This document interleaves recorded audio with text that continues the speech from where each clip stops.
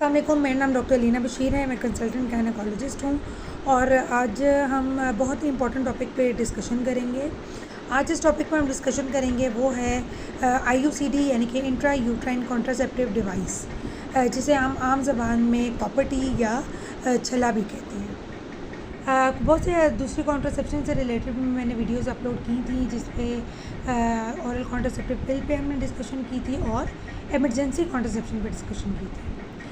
تو آج ہم آئی یو سی ڈی پہ ڈسکشن کریں گے، یعنی کہ کاپرٹیز سے ریلیٹڈ ہم کچھ امپورٹنٹ پوائنٹس ڈسکس کریں گے. سب سے پہلے ہم یہ ڈسکس کرتے ہیں کہ آئی یو سی ڈی ہوتی کیا ہے. آئی you C D intra یوٹرائن کانٹراسیپٹیو device ہوتی ہے. اس کا مطلب یہ ہوتا ہے ایک ایسی چیز جو بچے دانے میں رکھی جاتی ہے جس سے حمل نہیں ہوتا، یعنی کہ وقفہ کرنے کا ایک طریقہ ہے. آئی یو سی ڈی یعنی کہ کاپر ٹی ہے، اس کے بہت سے فائدے ہوتے ہیں. اس میں سب سے بڑا فائدہ یہ ہوتا ہے کہ ہم 5 سال 10 سال تک کے لیے یہ وقفہ کر سکتے ہیں. اس کے ساتھ ساتھ یہ ایمرجنسی کانٹراسیپشن کے لیے بھی یوز ہوتی ہے، ایزیلی اویلیبل ہوتی ہے اور اس کو انسرٹ کرنا بہت ایزی ہوتا ہے اور یہ نان ہارمونل ہوتی ہے. اب ہم یہ دیکھتے ہیں کہ کاپر ٹی کس طریقے سے ایکٹ کرتی ہے، یعنی کہ کس طریقے سے یہ پریگنینسی کو روکتی ہے. دیکھیں، آئی یو سی ڈی جو ہے وہ ایک فورن باڈی ہے. اس کا مطلب یہ ہے کہ ہم نے ایک باہر سے چیز بچے دانی میں انسرٹ کی ہے، جس کی وجہ سے ایک فورن باڈی ریئیکشن ہوتا ہے انڈومیٹریم میں اور امپلانٹیشن نہیں ہوتی. اس طرح یہ پریگنینسی کو ہونے سے روک لیتی ہے. اس کے علاوہ جو اس میں کاپر کانٹینٹ ہوتا ہے وہ سپرمز کی موٹیلیٹی کو انہیبٹ کرتا ہے اور سپرمز کے لیے ٹاکسک ہوتا ہے. تو اس طرح یہ دو میتھڈس کے تھرو پریگنینسی کو ہونے نہیں دیتی. سب سے کامن کوشچن جو یہ کیا جاتا ہے، اس میں پیشنٹ کنفیوز ہوتے ہیں، وہ یہ ہے کہ آئی یو سی ڈی کو کس ٹائم پہ رکھا جائے. آئی یو سی ڈی کو رکھنے کا جو بیسٹ ٹائم ہوتا ہے وہ پیریڈس کے فوراً بعد ہوتا ہے. اس کا سب سے بڑا فائدہ تو یہ ہوتا ہے کہ ہمیں یہ پتہ چل جاتا ہے کہ اس سائیکل میں پریگنینسی نہیں ہوئی. اور دوسری امپورٹنٹ یہ چیز ہوتی ہے کہ بچہ دانی کا منہ تھوڑا نرم ہوا ہوتا ہے، اس میں انسرشن ایزی ہو جاتی ہے، تو پیشنٹ کو پین بھی کم ہوتا ہے. اس لیے یہ ٹائم بیسٹ ٹائم ہوتا ہے آئی یو سی ڈی انسرشن کے لیے. اگر کسی نے آئی یو سی ڈی رکھوانی ہے تو ایک تو پیشنٹ کو یہ پتہ ہونا چاہیے کہ اس نے کس ٹائم پہ آئی یو سی ڈی کے لیے ڈاکٹر کو وزٹ کرنا ہے، یعنی کہ پیریڈس کے ختم ہونے کے فوراً بعد پیشنٹ ڈاکٹر کے پاس وزٹ کرے گا اور آئی یو سی ڈی رکھوا سکتا ہے. یہ ایک آؤٹ ڈور پروسیجر ہوتا ہے اور اتنا کوئی لینتھی پروسیجر نہیں ہوتا. ہارڈلی اس میں 5 to 10 منٹس لگتے ہیں. پیشنٹ کو آدھے گھنٹے پہلے ایک پین کلر لگا دیا جاتا ہے تاکہ پیشنٹ کو پین نہ ہو.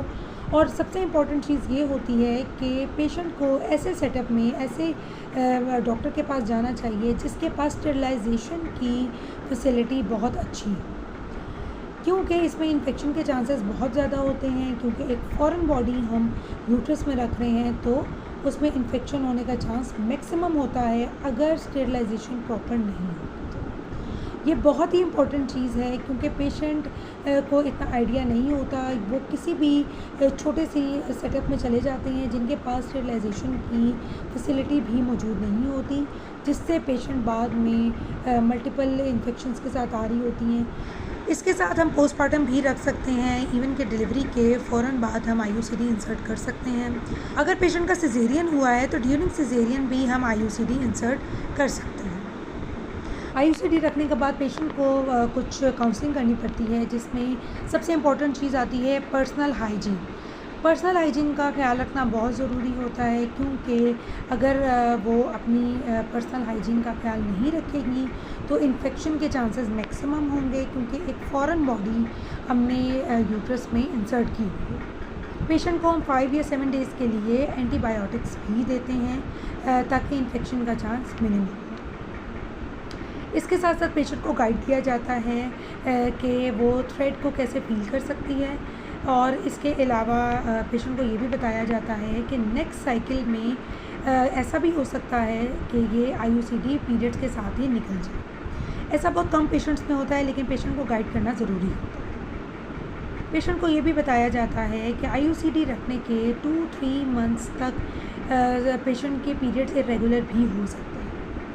اس کے ساتھ ساتھ پیشنٹ کو یہ بھی گائیڈ کیا جاتا ہے کہ اگر آپ کو کسی بھی قسم کا ویجائنل ڈسچارج ہو، ایچنگ ہو یا انفیکشن کے کوئی بھی سمٹمز ہوں تو اس میں آپ نے فوری طور پہ ڈاکٹر سے کنسلٹ کرنا ہے. اور سم ٹائم ایسا بھی ہوتا ہے کہ انفیکشن اتنا زیادہ ہوتا ہے کہ IUCD ہمیں نکالنی بھی پڑ جاتی ہے. IUCD رکھنے کے بعد کچھ کمپلیکیشن بھی ہو سکتی ہیں جس میں اسپاٹنگ ہوتی ہے, ارریگولر بلیڈنگ بھی اسٹارٹ ہو سکتی ہے, انفیکشن کے رسک ہوتے ہیں اور پرفوریشن بھی ہو سکتی ہے. پرفوریشن کا رسک کو اوائڈ کرنے کے لیے پیشنٹ کو چاہیے کہ وہ کسی ٹرینڈ ڈاکٹر سے رکھائے, اور انفیکشن کے رسک کو کم کرنے کے لیے پیشنٹ کو چاہیے کہ وہ ایسے سیٹ اپ میں رکھوائے جس میں اسٹیرلائزیشن پراپر. کچھ ایسے کیسز ہوتے ہیں جس میں ہم نے IUCD نہیں رکھنی ہوتی, کاپر ٹی نہیں رکھنی ہوتی. اس میں ایک تو یہ کہ اگر پریگنینسی ہو تو آپ نے کاپر ٹی نہیں رکھنی.